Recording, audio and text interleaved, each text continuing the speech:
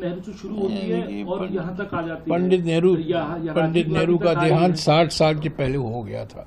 तो पंडित नेहरू इतिहास है, इतिहास में हम नहीं पढ़ना चाहते हैं। हालांकि मैंने उन बयानों का भी खंडन किया है।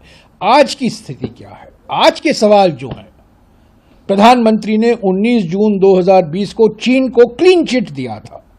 आज वही चीन पाकिस्तान के साथ कैसे संबंध हैं देखिए, एयरफोर्स को लेकर उनकी क्या भूमिका रही है।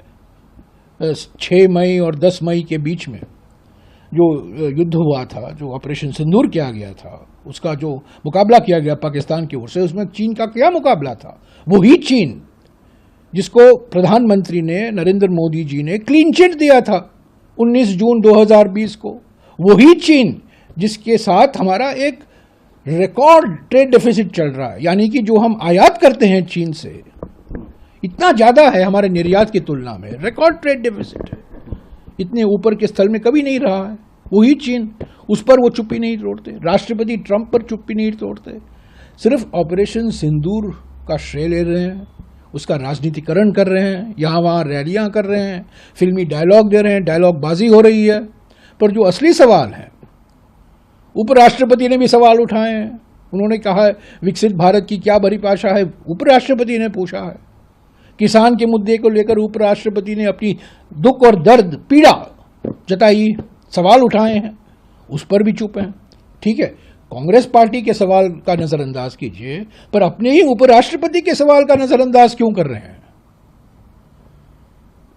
इसके अलावा सर, आप स्पेशल सेशन की, ऑल पार्टी मीटिंग की आप लोग मांग कर रहे हैं, आज फिर आपने उस बात को दोहराया है, तो क्या अभी भी आप लोग उसके लिए क्या एक्सरसाइज? देखिए, हमने क्या मांग की थी, सर्वदलीय बैठक हो, प्रधानमंत्री उसकी अध्यक्षता करें। 2 बैठकें हुई हैं, एक औपचारिकता थी, रक्षा मंत्री ने उसका अध्यक्षता किया, उसमें कुछ से निकला, कुछ बातचीत नहीं हुई। जो सवाल हमने किए रचनात्मक तरीके के, गंभीरता से किया, संवेदनशील तरीके से किया, खड़गे जी ने, राहुल जी ने, उसका कोई जवाब नहीं आया। और भी विपक्ष के नेताओं ने भी सवाल उठाए थे, पर एकता और एकजुटता का माहौल था। 10 मई को खड़गे जी और राहुल जी दोनों ने प्रधानमंत्री को लिखा कि एक विशेष सत्र बुलाए लोकसभा का, राज्यसभा का, और क्यों बुलाएं, ताकि जो 22 फरवरी 1994 को एक विशेष प्रस्ताव सर्वसम्मति से पारित किया गया था पीओके को लेकर, आतंकवाद के मामले को लेकर, उसको हम दोहराएं। और पिछले 30 साल में जो नई स्थिति उत्पन्न हुई है, पिछले 30 साल में दोनों देश परमाणु देश बन गए हैं, परमाणु हथियार के देश बने हैं, और उससे भी ज्यादा चीन की भूमिका पाकिस्तान में पिछले 30 साल में इतनी गहरी हो गई है, तो वो भी चिंता है, वो भी एक हमारे लिए चुनौती है। तो इस पर बहस हो, गंभीरता से बहस हो, संवेदनशीलता से बहस हो, और एक प्रस्ताव सर्वसम्मति से पारित किया जाए, ताकि दुनिया को एक सामूहिक संकल्प का संदेशा दिया जाए।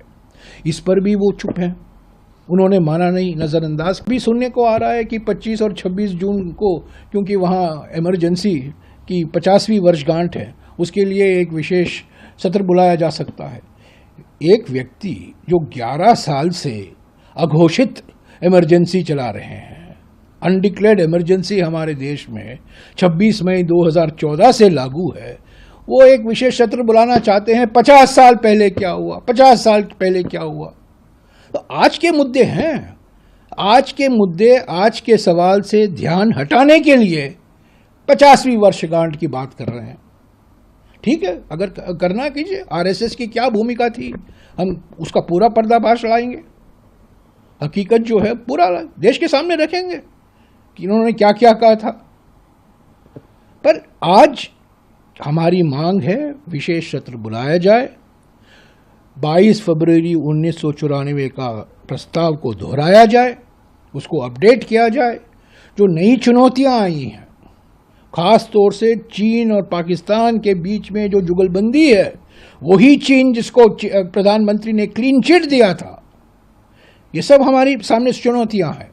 एक सामूहिक संकल्प दिखाएं, एकता और एकजुटता से। देखिए, बीजेपी और बीजेपी नेताओं को पाकिस्तान से लड़ना देना कुछ नहीं है।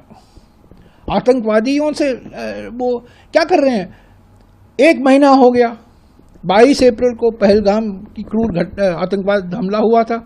आज भी वो आतंकवादी यहाँ वहाँ घूम रहे हैं। दिसंबर 2023 को पुंछ में आतंकी हमले में उनकी एक भूमिका थी।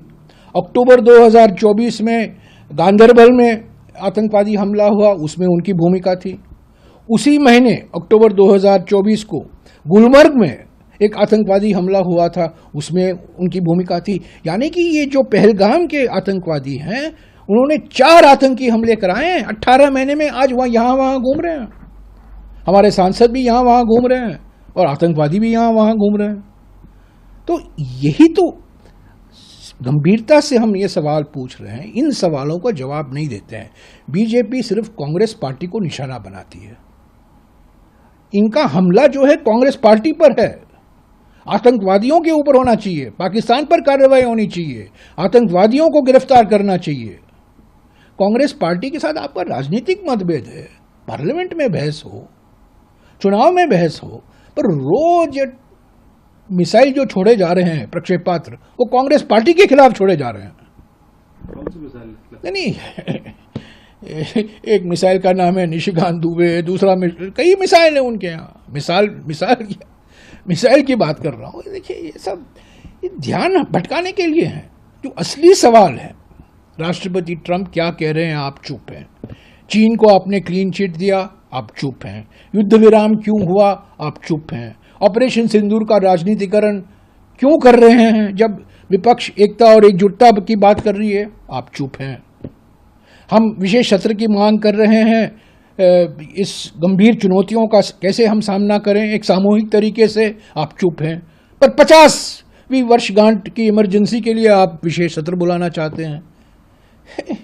ये प्रधानमंत्री भोकलाए हुए प्रधानमंत्री हैं, बस यही है, भोकलाए हुए हैं। और उनका योगदान क्या रहा है? योगदान ये रहा है कि यहाँ भारत, यहाँ पाकिस्तान, भारत की अर्थव्यवस्था 10 गुना बढ़ा और आज एक ही नाव में भारत और पाकिस्तान को जोड़ा जा रहा है दुनिया के नजरिया में, अंतर्राष्ट्रीय मंच में। यही तो मुद्दा है, भारत पाकिस्तान, भारत पाकिस्तान।